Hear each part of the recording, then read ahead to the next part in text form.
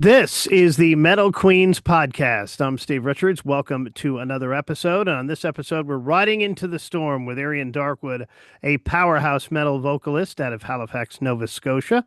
She's here to talk about her new single, Ride or Die Kind of Girl, a track born from the spirit of biker brotherhood, love, and loyalty forged across oceans and destined to leave a mark.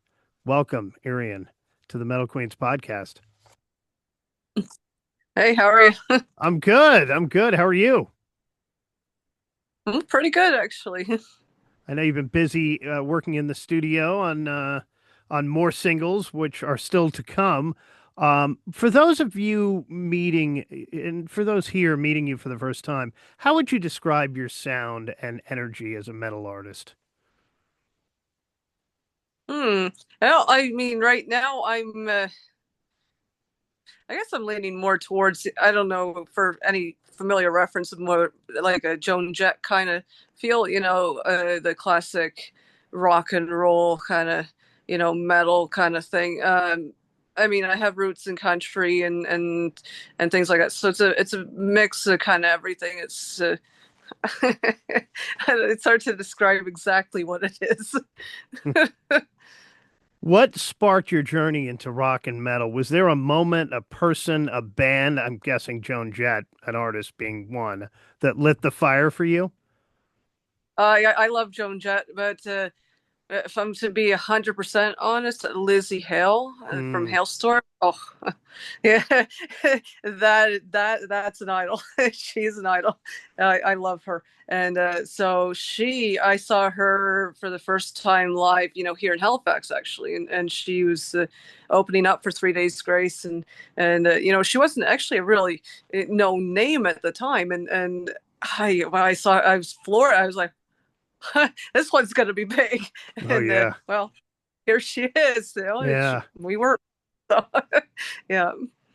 I just saw her in Hailstorm a month ago headlining a show here in North Carolina, and just awesome. I mean, she is just getting better and better every year now headlining. And I also saw 3 Days Grace this summer too, and they sounded awesome back with the lead singer Adam Gontier in the band. So let's talk about your single "Ride or Die Kind of Girl." What's the heart of this track you're in, and what does it represent for you personally? Yeah, I'm not really sure what you mean by the. It's kind of a broad question. So what does it mean for me? Oh, it's yeah. So I do a lot of, I hang out, in different circles and things like that, and the circle that I hang out with is bikers, and they're the nicest guys you'll ever meet, actually, and it's contrary to popular belief, and yeah, just I was inspired because they're so closely knit, and they're so, it's really a family, and it's yeah, it's amazing the culture there. It's the things that I've seen, anyways. It's they're so close to each other. I mean, they include. I'm kind of like their little sister. It's really kind of cool. Mm. Place I fit in, and well, I don't really fit in very well anywhere else. So The yeah. title, the title really hits hard. In your own words, what does it mean to be a ride or die kind of girl? Is it living on the edge? No, well, I mean, there could be that, I guess, involved too, but for me personally, it's you know, I yeah, I struggle answering these kind of things because it's so deep for me, and it's it's a loyalty. It's a never-ending kind of loyalty. It's you are, as I mentioned, family. You stick with your family, you stick with your friends, you stick with your loved ones. You no matter what, is if they're in trouble, you're there to support and help them. That for me personally, I go down fighting for those who are close to me, and I mean literally fighting if Mhm. I have to. So I'm that kind of person. I guess I've been referred to sort of as a she wolf kind of.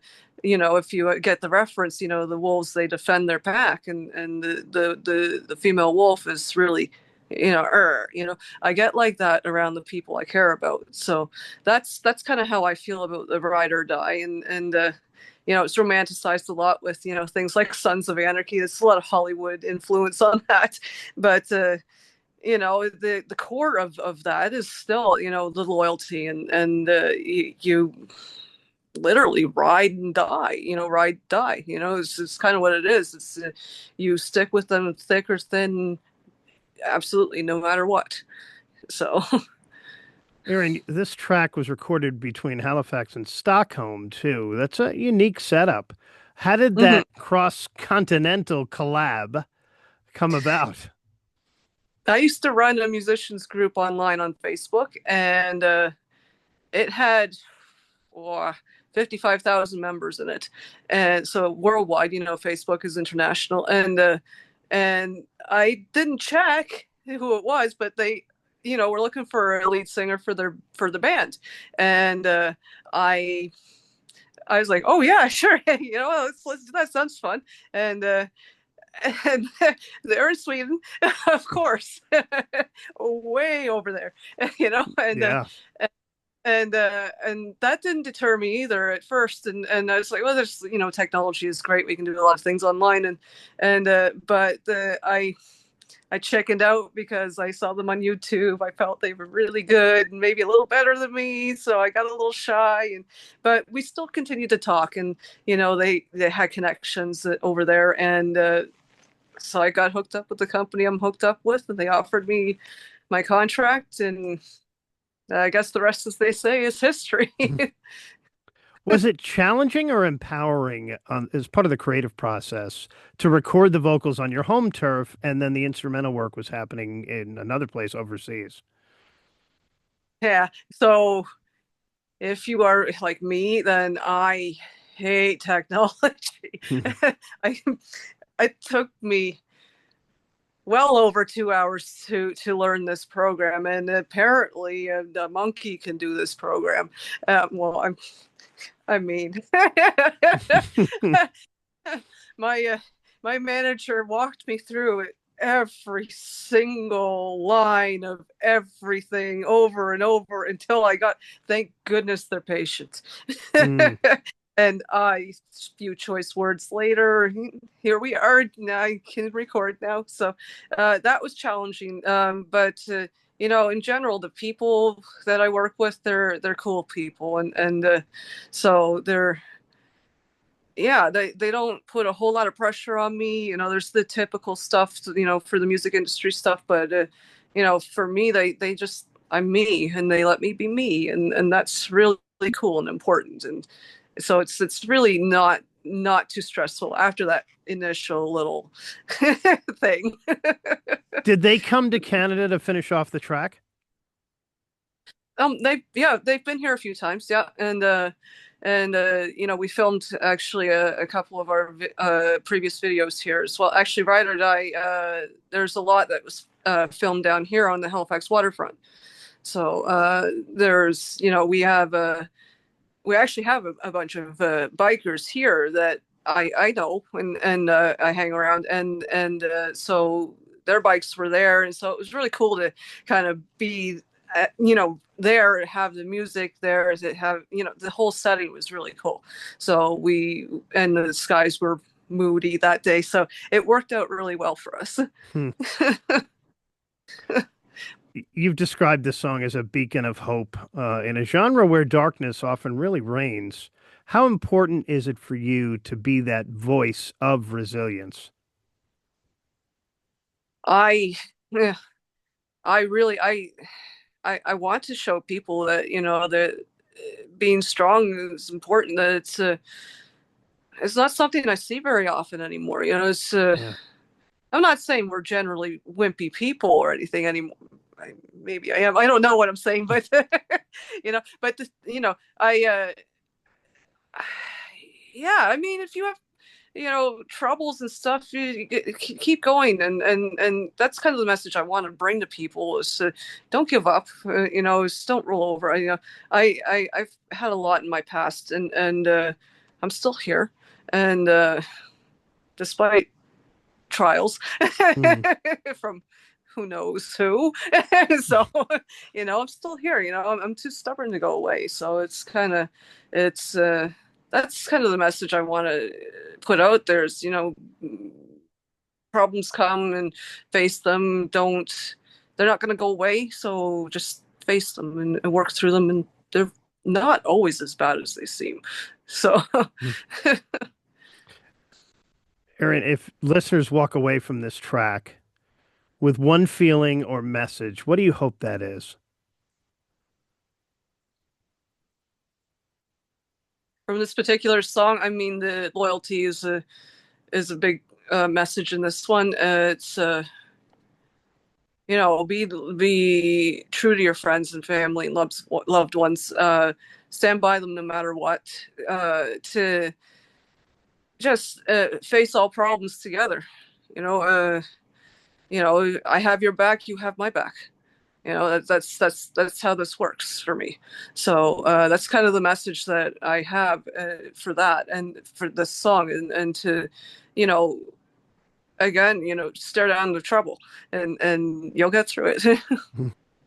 I mentioned earlier you're working on some more singles. So can we Hmm. expect an EP next year or a full album, perhaps?